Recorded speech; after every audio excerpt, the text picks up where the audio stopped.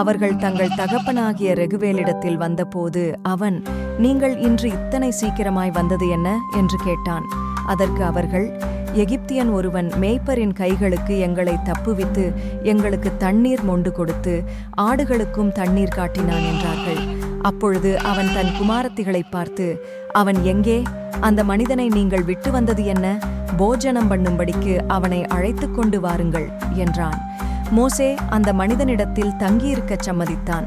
அவன் சிப்போராள் என்னும் தன் குமாரத்தியை மோசேக்கு கொடுத்தான். அவள் ஒரு குமாரனை பெற்றாள். நான் அந்நிய தேசத்தில் பரதேசியாயிருக்கிறேன் என்று சொல்லி அவனுக்கு கெர்சோம் என்று பேரிட்டான். சில காலம் சென்றபின் எகிப்தின் ராஜா மரித்தான்.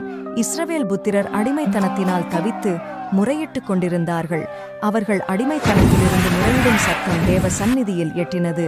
தேவன் அவர்கள் பெருமூச்சை கேட்டு தாம் ஆபிரகாமோடும் ஈசாக்கோடும் யாக்கோபோடும் செய்த உடன்படிக்கையை நினைவு கூர்ந்தார்.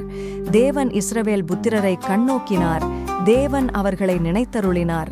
மோசே மீதியான் தேசத்து ஆசாரியனாயிருந்த தன் மாமனாகிய எத்தீரோவின் ஆடுகளை மேய்த்து வந்தான். அவன் ஆடுகளை வனாந்தரத்தின் பின் புறத்திலே ஓட்டி தேவபர்வதமாகிய ஓரேப் மட்டும் வந்தான்.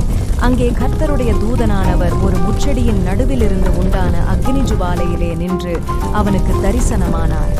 அப்பொழுது அவன் உற்று பார்த்தான். முச்செடி அக்கினியால் ஜுவாலித்து எரிந்தும் அது வெந்து போகாமல் இருந்தது. அப்பொழுது மோசே, இந்த முச்செடி வெந்து போகாதிருக்கிறது என்ன? நான் கிட்ட போய் இந்த அற்புத காட்சியை பார்ப்பேன் என்றான். அவன் பார்க்கும்படி கிட்ட வருகிறதை கர்த்தர் கண்டார். முச்செடியின் நடுவிலிருந்து தேவன் அவனை நோக்கி, மோசே, மோசே என்று கூப்பிட்டார். அவன், இதோ அடியேன் என்றான்.